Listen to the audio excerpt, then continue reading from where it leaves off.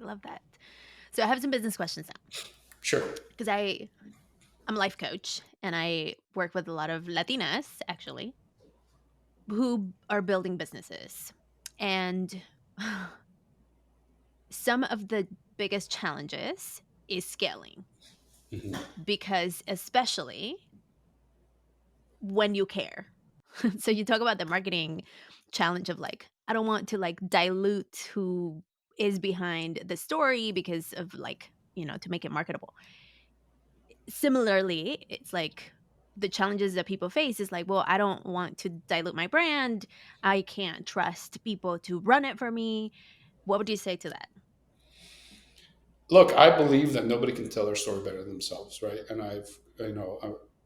my friends who own successful businesses that are brand based, we all have the same thing. Like, look, the founder is going to tell the best story. And the problem is we don't see how good our story is.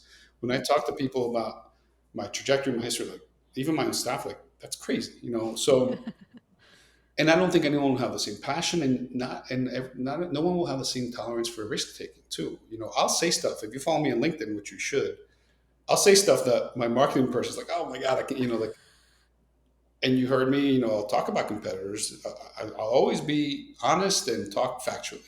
Um, and I think that authenticity is something that the world needs, and I think brands need, and I think people deserve if they're going to consume your product. So, you know, I'm an introvert. I don't like to be on social media, but I will speak honestly always. And I think every founder should. And I think that we should propagate a movement where people follow and support individuals and individuals that come together to build a company rather than a brand and a concept, which is really what corporate has become.